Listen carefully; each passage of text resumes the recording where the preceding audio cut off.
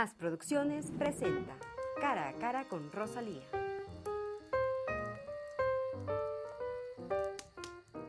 Bienvenidos, queridos amigos, a este programa.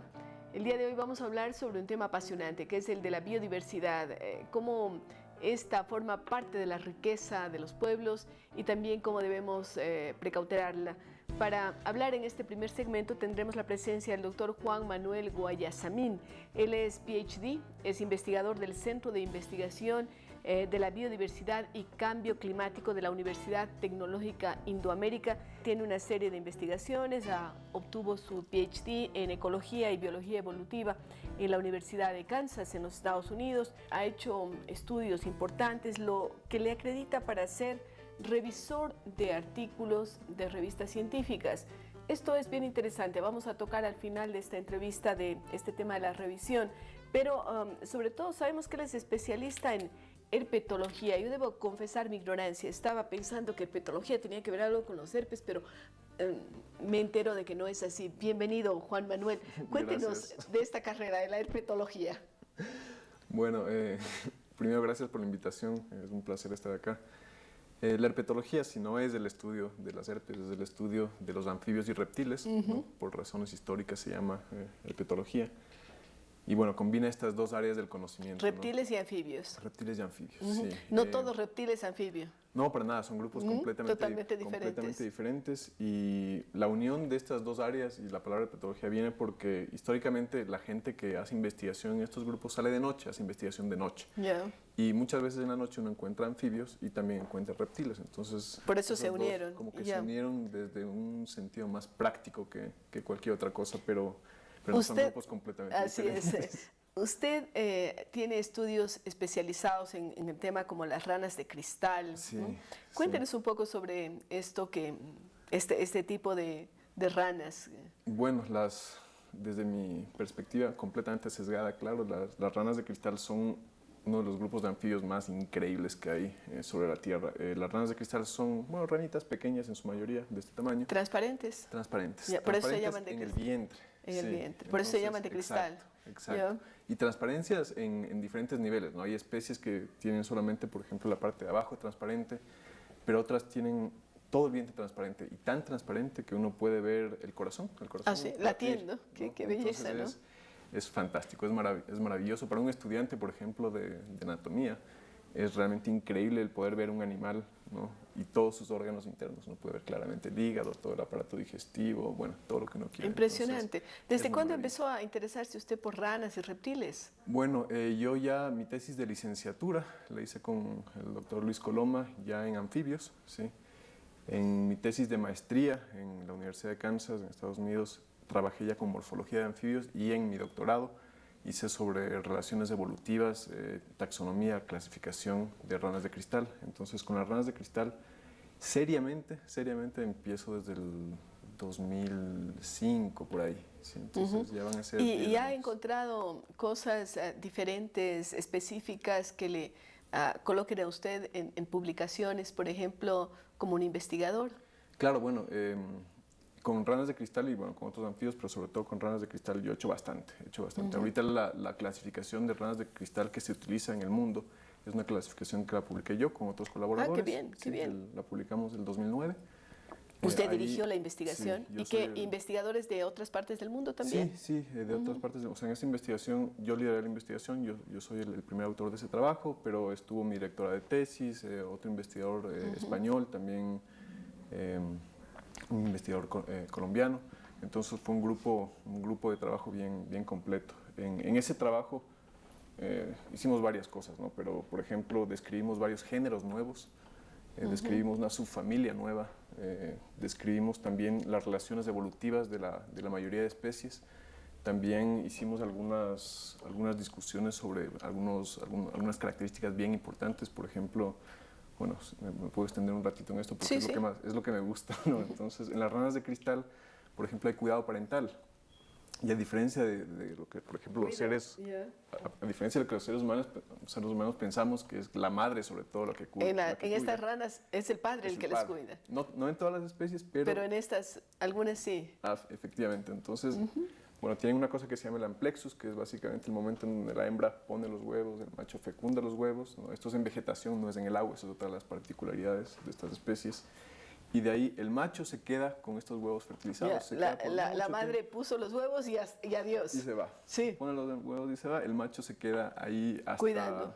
20 días, 25 días. En algunas especies solo cuida de noche, en otras especies de día y de noche. Entonces es bien interesante, hay un esfuerzo para que vean que no todos los machos son desapegados. Bueno, tiene influencias, ¿no? Sí. Entonces hicimos eso, también estudiamos un poco cómo son las luchas entre machos, igual que los hombres hay peleas territoriales, entonces también. Igual ocurre en los anfibios que son estas ranas chiquitas de también este tamaño, están que se matan ahí. Se matan, ¿Sí? Algunas especies tienen unas espinas acá en los hombros, con eso son básicamente armas, con eso tratan de herir a los otros machos. Y pueden ser peleas de días. Usted casi podría dirigir una película de ciencia ficción después de estar estudiando. Sí, ciencia ficción con acción, violencia. De todo, ¿no? Amor, ¿no? Como el caso del padre a sus ranitas. Sí. Ahora, estos estudios los ha hecho usted solo en el Ecuador respecto de ranas de cristal. ¿Cuál es el hábitat de este tipo de ranas? ¿En dónde se han dado otros estudios? Las ranas de cristal tienen una distribución neotropical en las Américas, ¿no? Desde el sur de México, bueno, todos los Andes, toda Centroamérica, hasta Argentina, Bolivia, ese es el límite sur. Países como Costa Rica, por ejemplo, son muy ricos, ¿no? Sí, tienen especies, no tanto como Ecuador, los países que más diversidad tienen son Colombia y Ecuador, en ese orden. Con algunos colaboradores estamos terminando una revisión de las ranas de cristal del Ecuador. Tenemos 56 especies en el país. ¿De ranas de cristal, nada más? Solamente de ranas de cristal. ¿Y dónde se encuentran? Claro, es difícil verles porque son animalitos nocturnos. Le cuento que yo nunca me he encontrado con una rana de cristal y ya estoy con ganas de mirar una. Sí. Hay que hacer una salida de noche. Claro, y estas ranitas están asociadas a riachuelos. Entonces, por ejemplo, en los Andes, en la zona de Mindo, también en zonas bajas también hay ranas de cristal, pero los picos de diversidad son... Lo subtropical. Subtropical y andino, ¿no? Sobre todo andino. ¿No? Entonces ahí están los picos. Los Andes son el lugar en donde y en los riachuelos donde estas especies son más diversas y más abundantes.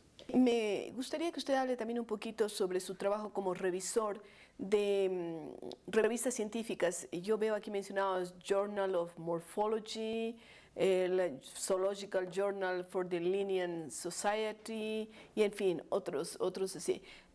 ¿Cuál es su trabajo y cómo se vinculó con estas publicaciones como revisor de artículos, ¿no? O sea que usted decide en algún momento si se publican o no. Sí. Esa es realmente la labor de los revisores. Entonces, bueno, yo he trabajado con varios aspectos, sobre todo en anfibios. He trabajado con morfología externa, interna, he trabajado con sistemática, esto de la clasificación de las especies y también con la evolución de las especies. Entonces, las revistas que publican este tipo de artículos a veces le invitan a uno a revisar artículos similares, ¿no? Revisión entre pares prácticamente, ¿no es cierto? Revisión entre pares. Entonces sí, el trabajo ahí es revisar que los trabajos sean de calidad, que estén bien escritos, que la metodología sea adecuada, que las conclusiones sean adecuadas. Y sí, a veces se aceptan, a veces se rechazan. Esa es la labor del editor. ¿Cuáles son los retos que usted se ha puesto en corto plazo, en el mediano plazo, de los trabajos que viene realizando, tanto en el caso de las ranas de cristal como otros, porque usted trabaja también en otras áreas, ¿verdad? Sí, ahorita en verdad estos 2 últimos años han sido años bien interesantes. Desde la Universidad de Indoamérica estamos haciendo varias cosas y también en colaboraciones con otras universidades nacionales y también extranjeras. Entonces tenemos un par de proyectos bastante grandes. En uno de estos proyectos estamos tratando de entender cómo el cambio climático afecta a invertebrados y también a anfibios, ya que tiene una estrecha relación con sistemas acuáticos, en básicamente toda la gradiente amazónica, desde los 200, 300 metros hasta los 4.000 metros. Entonces, eso es un estudio que involucra muchísimas cosas. Involucra el poder identificar correctamente a las especies. Para eso estamos utilizando datos morfológicos tradicionales y también ADN. Involucra también el tener experimentos para ver cómo reaccionarían especies a cambios en, por ejemplo, concentración de oxígeno, en cambios en temperatura, y ver qué especies son más sensibles al cambio climático. Y también en otro componente que lo estamos trabajando, es un proyecto aparte pero relacionado con este proyecto grande. estamos también viendo cómo las alteraciones al hábitat afectan a estas especies, ¿no es cierto? Esta es una investigación conjunta entre la Universidad de Colorado en Estados Unidos, de Cornell, Nebraska, la Universidad de San Francisco aquí y la Universidad de Indoamérica acá. Entonces, somos varias universidades que estamos haciendo este proyecto que es de 5 años, entonces estamos ya... ¿Y el financiamiento de dónde viene? El financiamiento en su mayoría viene de afuera, de Estados Unidos, pero también estamos complementando esto con fondos internos de nuestras respectivas universidades. Entonces, sí, ¿cómo se involucran los estudiantes en este trabajo?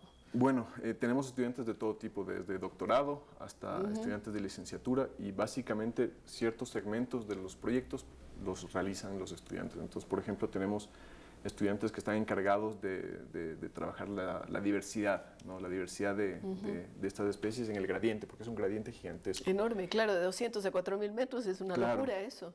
Y además, imagínese usted si es que todavía estamos descubriendo nuevas especies de mamíferos, ¿no? En invertebrados, como imagínense insectos acuáticos. Que son algunos dicen que solamente conocemos el 15%, tal vez algo así, tal vez menos. Seguro que menos. Sí, menos del 15%, sí. O sea que la mayor parte está por descubrir. Ustedes tienen un campo extraordinario para la investigación. Sí. Y tanto así que, bueno, ahorita realmente, si es que queremos estudiar la biodiversidad, ya los vertebrados no son no deberían ser el punto central. El punto central deberían ser los invertebrados, ¿no? En los invertebrados hay una diversidad gigantesca. Y partimos de los anfibios y las ranas, digamos los reptiles y todo esto, pero también hay muchos insectos, ¿no? No, claro, sí. O sea, que esa no es su rama, pero habrá otros. Claro, ¿no? sí. No, dentro del grupo de vertebrados, donde más se encuentran nuevas especies son justamente anfibios, tal vez porque sean nocturnos, porque no mucha gente les ve. Y en general, bueno, en invertebrados hay un mundo por descubrir y describir, ¿no? Entonces, ese es uno de los proyectos grandes que tenemos.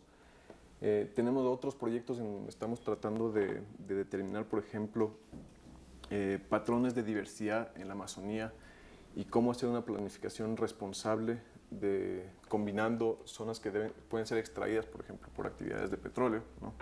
Y otras zonas que por su alta diversidad deberían ser conservadas, ¿no? Entonces, tratar de llegar a un punto intermedio en donde no siempre se extrae, sino que una vez identificadas las zonas de más diversidad, se tratan de evitar, ¿no? Esas, y bueno, tratar de concentrar otro tipo de actividades extractivas en otras zonas. En otras zonas que no son tan diversas. Claro, ¿no? que sí. ¿Tienen alguna publicación de los trabajos que han hecho?